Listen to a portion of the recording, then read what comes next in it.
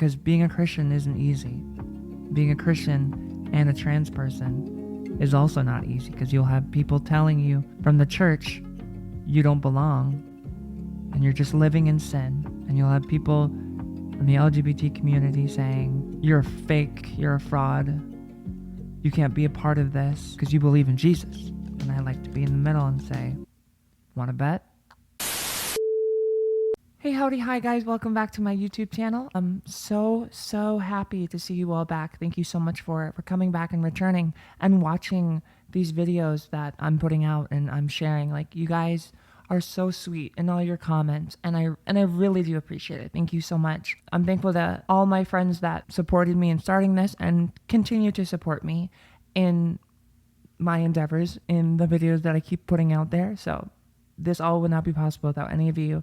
So thank you from the very bottom of my heart. Thank you so much. Today we are doing the topic so many people have wanted me to do. So many people have put it in the comments, like, talk about this, talk about that. And the number one topic was my identity as a trans woman and my identity as a Christian. And to be completely honest with you guys, I've sat down to do this about 2 other times, and it's just been out of control. It's something I'm very passionate about, and it's something that is very complicated. It wasn't something that happened overnight, and it just was a long process, and I got to fit it into a small amount of time. Like, and nobody got time to sit here and watch another hour and 25 minutes of my life. You know, I appreciate it, but y'all have lives. I get it. I've been trying to sit down and make this recording, and the only way that I've been able to find success, I guess, is by writing things down on my iPad as like bullet points to go off from. So bear with me as I try to navigate this, because it's an extremely long and intricate story that I have to summarize. I'm going to start with when people hear that I'm a Christian as a trans person. I'm met with so much adversity right off the bat. Oh, you're a Christian? Are you sure you're trans? Or vice versa. Oh, you're trans? How are you a Christian? And I get it. Historically, how the two warring sides have not got along. There are people within the LGBT community who are demonized by the church, and there are people within the church who are demonized by the LGBT community. I mean, they're constant at war with one another. And I stand as an outlier in that, because I know where I've come from and I know where I'm going. I've felt the presence of God in my life way too much to shoot down one or the other. So I'm always met with, how are you both? And we're going to get into that. To break this down, I have to start on my early life as a child, struggling with my gender dysphoria, mixed with my early life as a Christian. My parents were evangelical. They raised me evangelical. We went to evangelical church as a kid. The evangelical church was just, again, something that I did with my parents. I was expected to do it, expected to go to church with them, expected to go to Sunday school and all of that.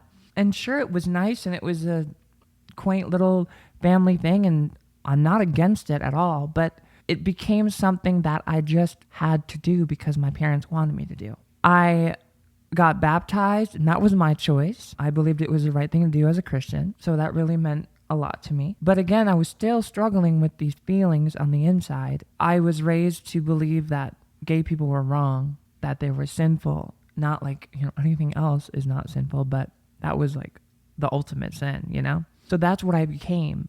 I became a very angry, resentful person towards people in the LGBT community that were in my middle school and that were in my high school. And I went to private school for most of my life, 1st grade all the way up to 8th or 9th. Then in 9th through 12th grade is when I went to public school. And that's when I actually saw kids that were gay. When I was in private school, it was all very sheltered and it was all a bubble. Right? And that was the world that we lived in. And that's all I knew. That's all the kids that were around me. That's what I was surrounded with. There was a huge bubble from the outside world. We were told the same kind of thing, that God commands us to love one another, but those gay people, they're not right. Feeling the way that I was feeling on the inside and struggling with that made me believe that I was messed up, a wretched, wretched sinner, and I had this problem that no other little boys were having. It really made me struggle with my identity as a Christian, because at one point there was if I'm Christian, I have to get rid of these feelings of wanting to be a girl.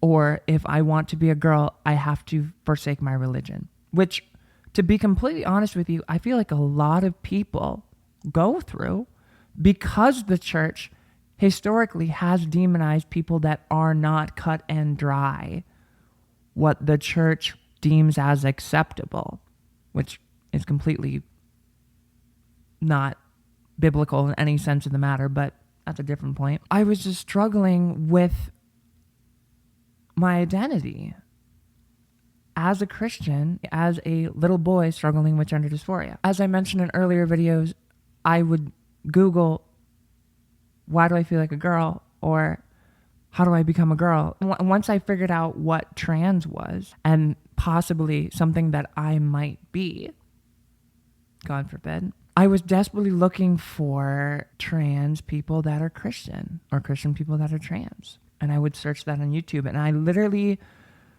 could not find people that were putting that out there. So again, it was perpetuated that if I was going to be trans, I couldn't be Christian. Or if I was going to be Christian, I had to forsake my transness. Again, not advocating that I was a trans child, just a child with gender dysphoria that never grew out of it. Putting that out there, just saying. I decided to dig into the word and research it, and research this topic, because there's something that I felt very passionate about and was concerned about. Because if I was made to be in Christ's image, why was I struggling with these things? People would have it say, oh, that's just the temptation of the devil telling you to sin and do this stuff. And I'm like, okay, sure, that's one way to look at it. Or it could be a different calling, to live a life outside of what the church deemed as respectable or right. Who knows? So I put that kind of out there. When I would research these things, I would explicate the biblical text and get into it. And through my research, there are things called the clobber passages, which the Bible clearly states is against homosexuality or gender nonconformity or any of those things. And those verses are in Genesis, Leviticus, Romans, 1 Corinthians, Timothy, and Jude. So there are 6 clobber passages famously used. The biggest one being, a man should not lie with another man, and a woman should not lie with another woman, for it is an abomination. A lot of people like to use that passage as a way to clobber the gays or the trans people, essentially. Historically, that's been used forever. And I believed it. As someone that didn't really understand and was just going along with it, I believed it. It wasn't until much later that I would get into theological studies and realize that the original Greek for it was talking about pedophilia. Not necessarily a man with a man and a woman with a woman. So the question that rattled around in my head was, how could I be both? Could I be both? Could I be a girl, even though I was born biologically male, and be Christian? Was it possible? So through middle school and high school and into college and stuff, I'm still struggling with my identity, my gender identity, and trying to be a man for the world, but also going to church because that was what I was supposed to do. What really happened is my journey to faith independence began when I stopped going to church because it was something I was supposed to do, and it became something that I craved and I wanted to learn more about and have a personal relationship with Jesus rather than a contractual obligation because I'm supposed to do it. Because again, a lot of things in my life up to this point I was doing because I was supposed to. Other people told me to. So I began looking for examples of people that were trans and Christian. I did that when I was younger on YouTube. And now when I'm older and I'm seeking out therapy, going through these pangs of gender dysphoria as a 25-year-old dude, essentially, I was looking for more answers about that. And I could not find how someone could be both. And so it really discouraged me because I did not want to forsake my religion, because it has been something that has been with me, and it meant so much to me the more that I dug into it independently rather than just doing it contractually or like an obligation to. When I was early on in my transition, not socially, but hormonally, because I took hormones 1 year for an entire year before I actually did the thing, just to see how it would feel and how my body would change and how I'd feel about those changes. That's what my therapist suggested. Love her. I found some books. I couldn't find YouTube videos and I couldn't find other blog stories, but I found 2 books. And one was by a female to male trans person named Austin Hartkey, and it was the book called Transforming. And another one was on a male to female trans person called God Doesn't Make Mistakes. And that author's name is Lori Suzanne Scott. So these 2 books, a female to male perspective and a male to female perspective, in where they talked about struggle as a child with gender dysphoria, later becoming a trans adult, mixed with their struggle with their faith as well. And it meant so much to me to see another person struggling with this. I no longer felt so alone at all. That was so validating to me, and it broke the barrier for me to feel more at peace with things rather than continuing to struggle with, could I be both? Could I possibly be both? Is there a way I could be both? These showed me that there was. And it was so cool to hear their stories. But in the same time, my story told to me from someone I've never met across the radio waves, because I listen to audiobooks, to be completely honest with you, that just resonated with me so much. Here we had a female to male trans person that grew up in the church, turned away from the church, and then went back to the church after they transitioned and have a strong relationship with their faith now, with Jesus. And here we have God Doesn't Make Mistakes, the male to female. So my exact situation told to me by someone I've never met yet was my story through and through. Little differences here and there with brothers and sisters, and I'm an only child, but was still my story. So I had finally found examples of people who can be both.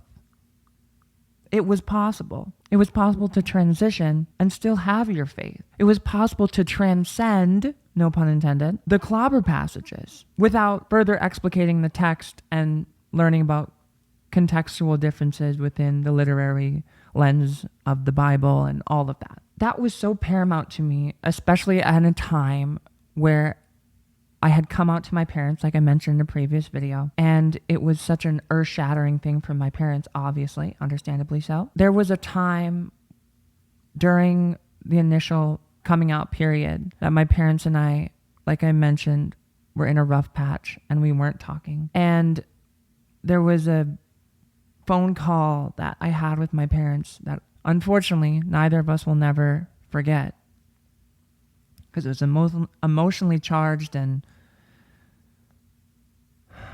traumatic for both of us, where things that were said that can never be unsaid, unfortunately. One thing I will always remember is through the arguing back and forth and the tears and the screaming and yelling and crying is my mom breaking through the phone and saying, just yelling at the top of her lungs, God doesn't make mistakes. And what was meant to be more of a, hey, this is not what's right for you, God made you this way, became a, you're right, God made me this way. God didn't make a mistake. This is who I am, and this is who he made me to be. And it was a little reminder in that very traumatic, emotionally charged moment that he was right there. He was right there with me, and he would continue to be right there with me and my family as we navigated this hard time. After that time, I leaned into my faith so much to get me through the discord between me and my family. I didn't shut the door, I kept the door open, and I opened conversations with them. And it didn't just talk about my gender identity, but it talked about my Christian identity and what that meant. What beautiful thing happened when I started opening that door and having that conversation about my trans identity and my identity as a Christian and relating it to their identity as a Christian, is we started having conversations that were more about my trans identity. They started taking it upon themselves to research what it meant and to research gender dysphoria and all of the things that I understood but was trying to get to them, but they didn't want to hear it because it wasn't right. They took it upon themselves. And I truly, truly don't believe that was just a human thing. Looking back at my struggle and my story with my faith, it's been the number one thing that has been with me the whole time and has gotten me through so much and gotten my parents through so much as well. As I mentioned in another video, one of the most beautiful things my dad said to me near the onset of their growing acceptance of me as their daughter was, how do we know, Tori, that being trans was not just a beautiful part of the creation, the diverse creation of God?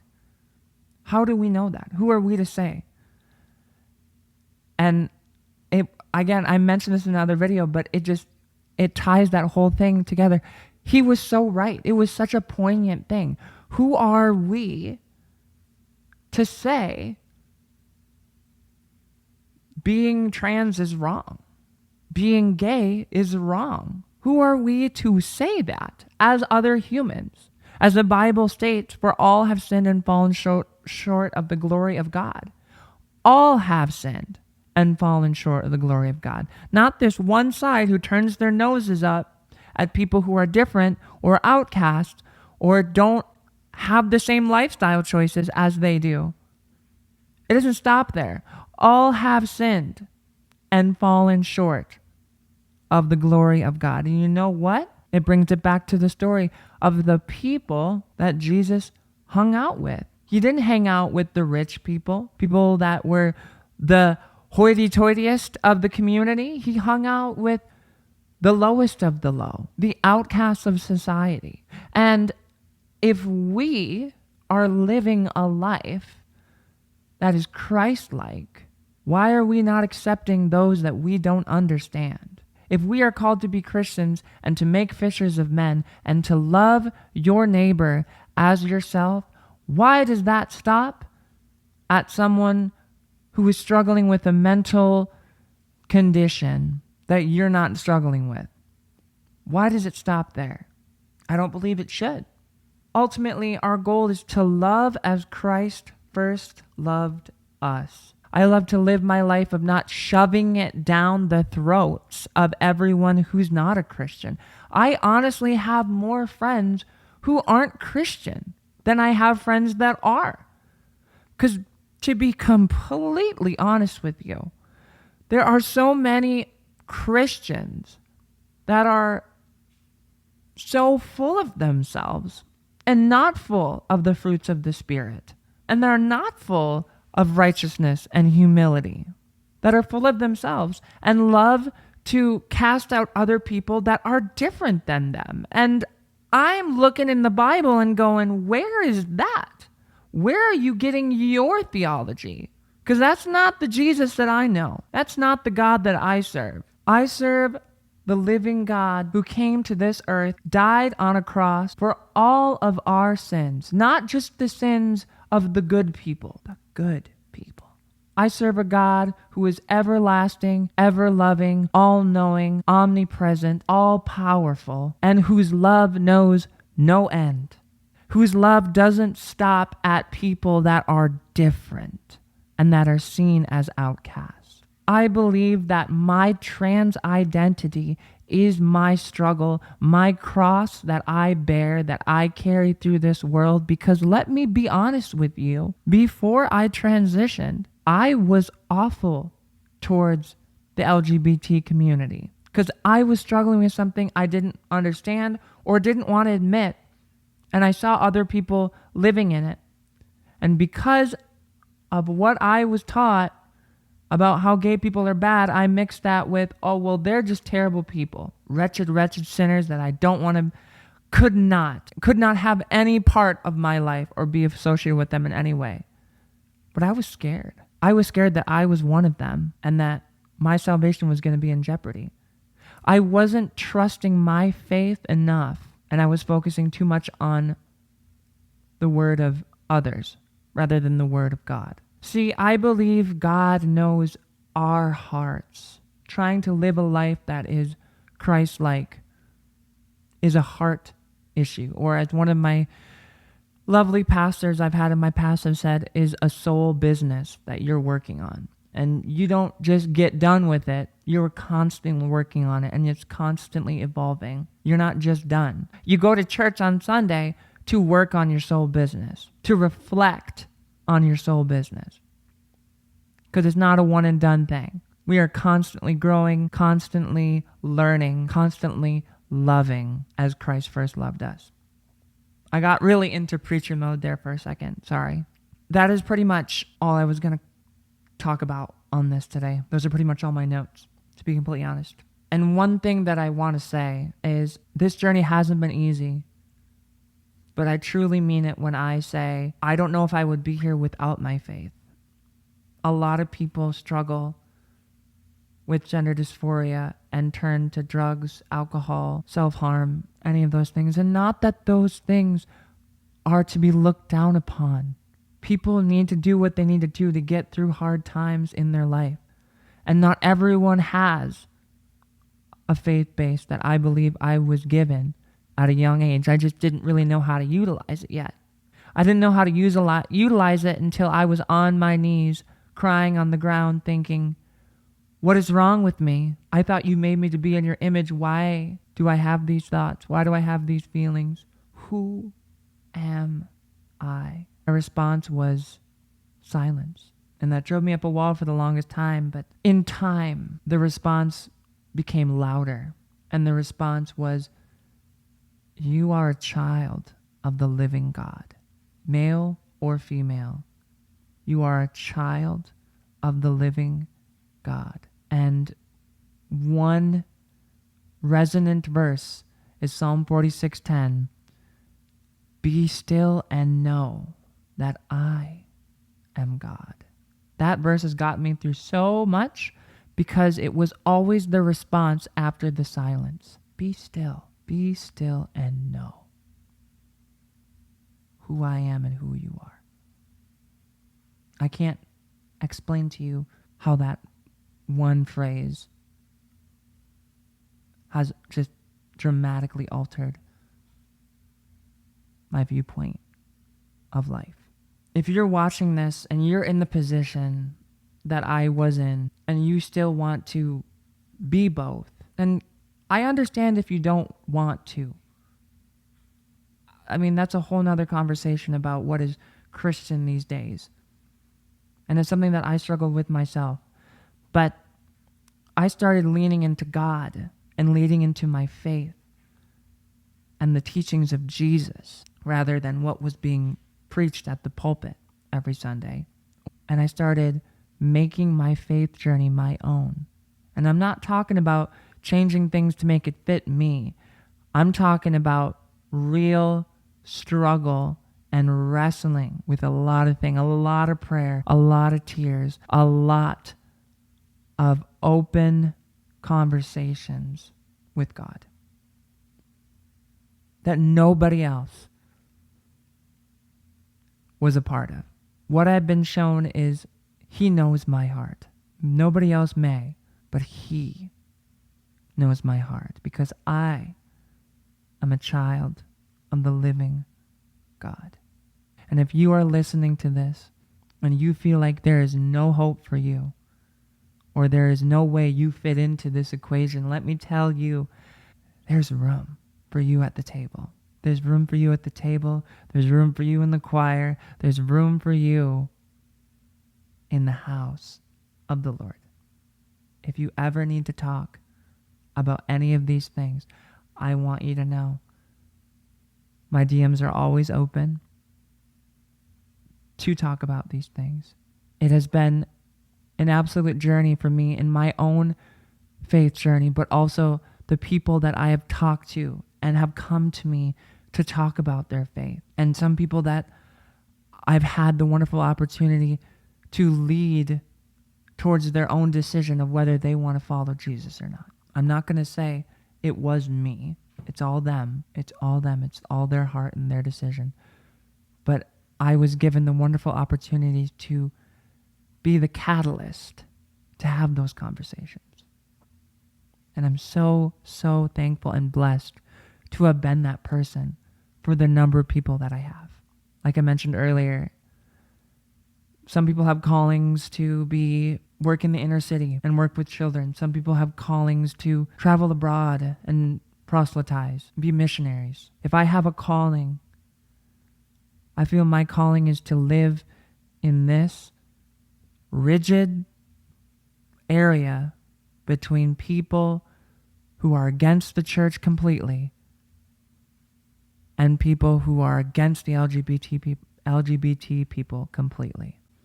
And I fit in that rigid, difficult, struggle-filled line because being a Christian isn't easy.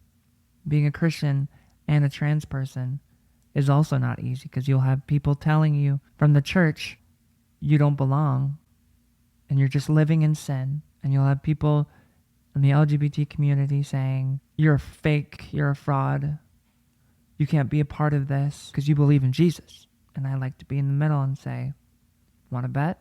Thank you guys so much for your time. Thank you so much for being here and listening to my story. It truly means the world to me that I get to have the opportunity to share my story with you. I live my life by, and they'll know we are Christians by our love. And I encourage you, if you're in that same situation, to live that same way. If you guys have any ideas of things you want to learn more about me, I would love to hear those because I want to create more content, again, every week to put it out there and share. Comment whatever you'd like to comment. Thank you for the privilege of your time. I so appreciate you taking the time to listen to me and my struggle and my story. I'm just some random trans girl on the internet, so thank you from the very bottom of my heart. I hope you have a lovely week, and we will see you next week, hopefully, with new content. I love you all. Remember, be who you are and love who you are, because who you are is a beautiful thing. God bless, and have a wonderful week. Love you guys.